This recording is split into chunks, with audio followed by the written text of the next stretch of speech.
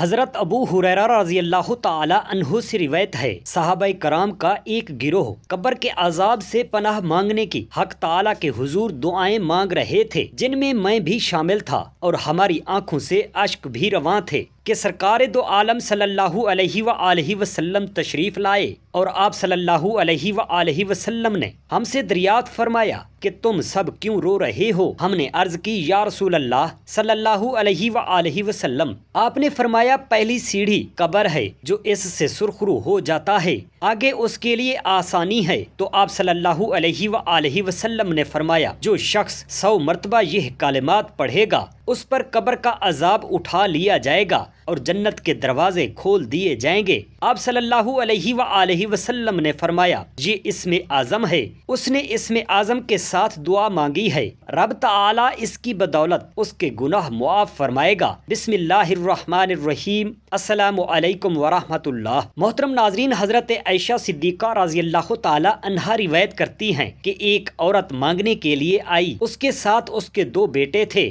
حضرت عائشہ صدیقہ رضی اللہ تعالی عنہا نے 3 کھجوریں ان کو کھانے کے لیے دے دیں، تو ماں نے ایک کھجور دونوں بیٹوں کو دے دی اور تیسری کو کھانے کے بجائے اپنے ہاتھ میں پکڑ لی۔ جب دونوں بچے اپنے حصہ کی کھجوریں کھا چکے تو اس ماں نے اپنی کھجور کے 2 حصہ کیے، ایک حصہ ایک بیٹے کو اور دوسرا حصہ دوسرے بیٹے کو دے دیا۔ حضرت عائشہ صدیقہ رضی اللہ تعالی عنہا بڑی حیران ہوئی تو نبی کریم صلی اللہ علیہ وسلم کی خدمت میں عرض کی، تو حضور اقدس صلی اللہ علیہ وسلم نے فرمایا کہ یہ ماں کی محبت ہے، سارے لوگوں کو کھا کر مزہ آتا ہے اور ماں کو کھلا کر مزہ آتا ہے، یہی وجہ ہے کہ ماں سے زیادہ پیارا رشتہ اس دنیا میں کوئی نہیں۔ یہ وہ محبت ہے جو دکھانے اور بتانے کی نہیں ہے، بلکہ یہ تو ایک آسمانی تحفہ ہے۔ ماں پہلے کھلاتی ہے بعد میں کھاتی ہے، پہلے پلاتی ہے بعد میں پیتی ہے، پہلے سلاتی ہے بعد میں سوتی ہے، خود 1000 تکلیفوں میں ہو مگر بچے کی تکلیف نہیں برداشت کرتی۔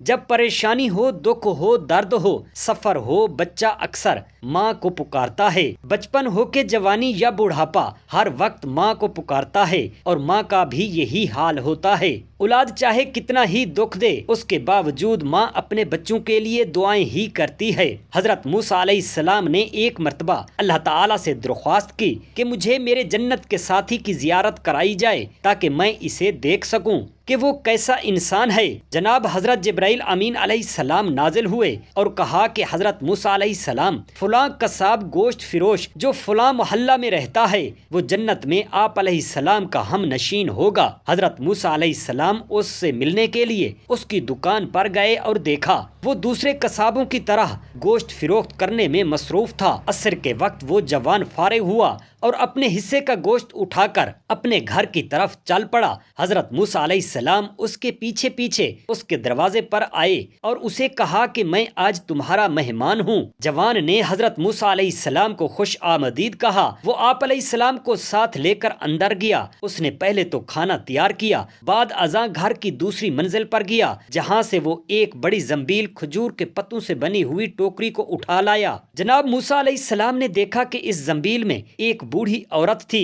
جوان نے اس عورت کو زنبیل سے نکالا، اسے اپنے ہاتھوں سے نہلایا، بعد ازاں اپنے ہاتھوں سے اسی بڑھیا کو کھانا کھلایا۔ پھر اس نے بڑھیا کو زنبیل میں لٹایا اور اسے سابقہ مقام پر رکھنے کے لیے اٹھایا تو اس بوڑھی عورت نے کچھ کلمات ادا کیے جو کہ پیرانہ سالی بڑھاپے کے باعث قابل فہم نہ تھے۔ بعد ازاں جوان موسیٰ علیہ السلام کے لیے طعام لایا تو حضرت موسیٰ علیہ السلام نے جوان سے پوچھا کہ اس بوڑھی عورت سے تمہارا کیا تعلق ہے؟ جوان نے بتایا کہ یہ میری بوڑھی ماں ہے اور میں مالی طور پر کمزور ہوں، اس کی خدمت کے لیے نوکرانی کا انتظام نہیں کر سکتا، اسی لیے میں خود ہی اس کی خدمت کرتا ہوں۔ حضرت موسیٰ علیہ السلام نے پوچھا کہ تمہاری ماں کھانا کھانے کے بعد کیا کہہ رہی تھی؟ جوان نے جواب دیا کہ میری ماں دعا دیتی ہے کہ جب بھی میں اسے نہلاتا اور کھانا کھلاتا ہوں تو وہ ہمیشہ دعائیں دے کر کہتی ہے اللہ تیری مغفرت فرمائے اور روز قیامت تجھے حضرت موسیٰ علیہ السلام کا ہم نشین بنائے، جنت میں اور اسی درجہ میں جگہ بھی عطا فرمائے جہاں حضرت موسیٰ علیہ السلام ہوں۔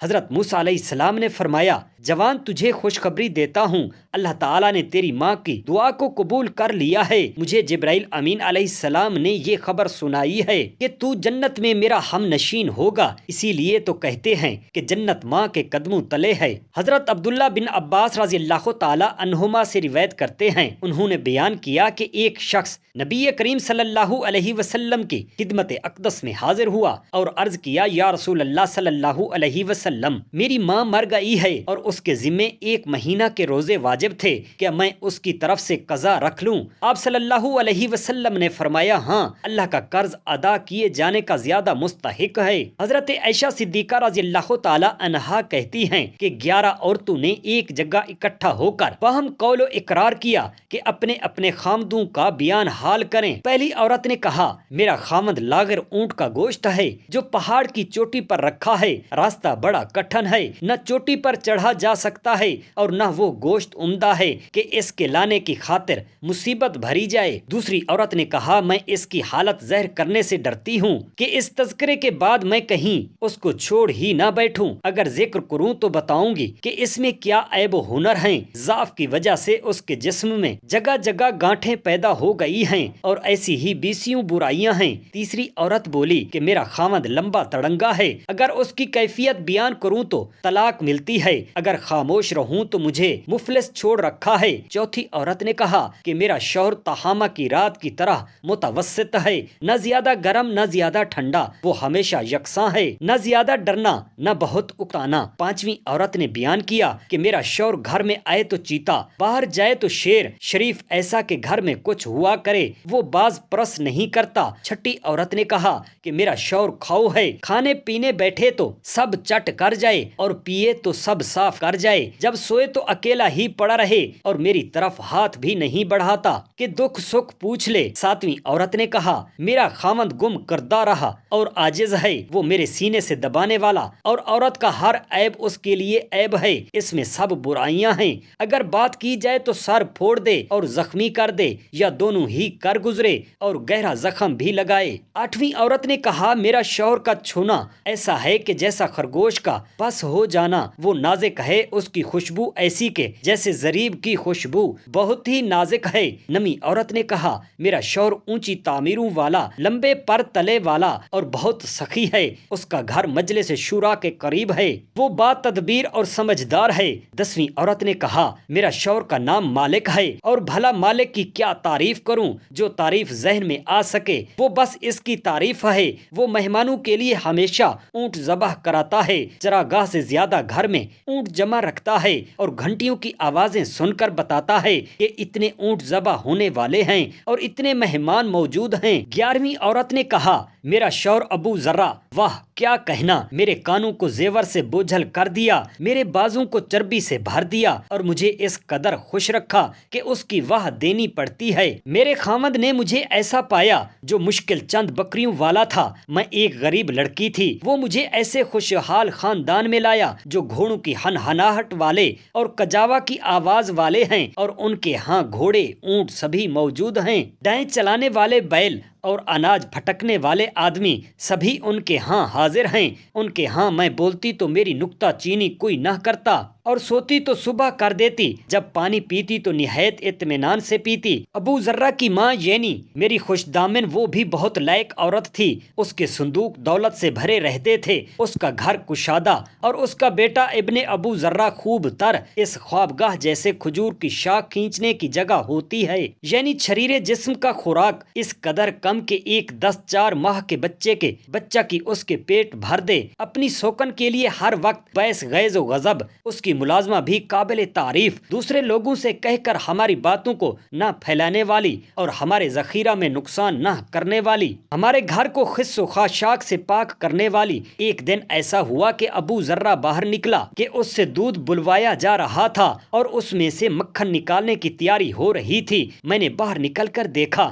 کہ ایک عورت جس کے ساتھ چیتے جیسے دو بچے ہیں جو اس کے پستانوں سے کھیل رہے ہیں، وہ دونوں دودھ پی رہے تھے۔ اس عورت کو دیکھ کر ابو ذرہ نے مجھے طلاق دے دی اور اس عورت سے شادی رچا لی۔ اس کے بعد مجبوراً میں نے ایک ایسے آدمی سے نکاح کیا جو تیز رو گھوڑے پر سوار تھا، خطی نیزہ رکھتا تھا، ہر قسم کے مویشیوں میں سے ایک ایک جوڑا ہر مویشی کا مجھے دے دیا اور کہا کہ ذرہ خود کھاؤ اور اپنے عزیز و اقارب کو بھی ذخیرہ پہنچاؤ، اور صدقہ و خیرات کرنے کی بھی اجازت دے دی اور بہت کچھ دیا، مگر یہ سب داد و علیش ابو ذرہ کے ایک چھوٹے سے برتن کو بھی نہیں پہنچ سکتے۔ حضرت عائشہ فرماتی ہیں کہ یہ تمام قصہ سن کر آپ صلی اللہ علیہ وسلم نے فرمایا، میں بھی تیرے لیے ایسا ہوں جیسا کہ ابو ذرہ ذرہ کے ساتھ تھا، فرق صرف اتنا ہے کہ اس نے بیوی کو طلاق دے دی تھی اور میں نے طلاق نہیں دی، یعنی بیوی کے ساتھ ایسی ہی اچھی طرح زندگی بسر کرنا چاہیے۔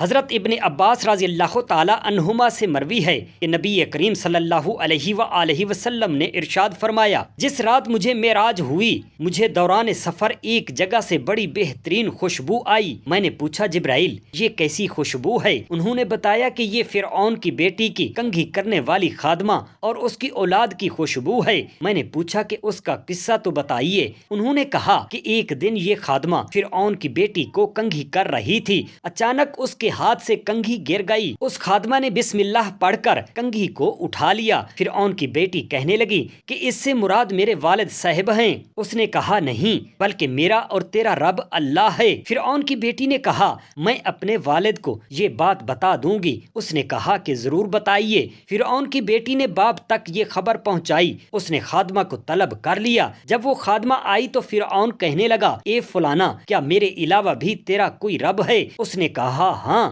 میرا اور تمہارا رب اللہ ہے۔ یہ سن کر فرعون نے تانبے کی ایک دیگ بنانے کا حکم دیا اور اسے خوب دہکایا گیا، یعنی اس کے نیچے آگ جلائی گئی۔ اس کے بعد حکم دیا کہ اسے اور اس کی اولاد کو اس میں پھینک دیا جائے۔ خادمہ نے کہا کہ مجھے آپ سے ایک کام ہے۔ فرعون نے پوچھا، کیا کام ہے؟ اس نے کہا، میری خواہش ہے کہ جب ہم جل کر کوئلہ ہو جائیں تو میری اور میرے بچوں کی ہڈیاں ایک کپڑے میں جمع کر کے دفن کر دینا۔ فرعون کہنے لگا کہ یہ تمہارا مجھ پر حق ہے، ہم ایسا ہی کریں گے۔ اس کے بعد فرعون نے پہلے اس کے دونوں بچوں کو اس دیگ میں جھونکنے کا حکم دیا، چنانچہ اس کی آنکھوں کے سامنے اس کے چھوٹے سے بچوں کو ایک ایک کر کے اس دہکتے ہوئے تنور میں ڈالا جانے لگا، یہاں تک کہ جب اس کے شیر خوار بچے کی باری آئی تو وہ اس کی وجہ سے ذرا ہچکچائی۔ یہ دیکھ کر اللہ رب العزت کی قدرت اور معجزے سے وہ شیر خوار بچہ بولا، اماں جان بے خطر اس میں کودنا چاہیے، کیونکہ دنیا کی سزا آخرت کے عذاب سے ہلکی ہے۔ چنانچہ اس نے اس میں چھلانگ لگا دی۔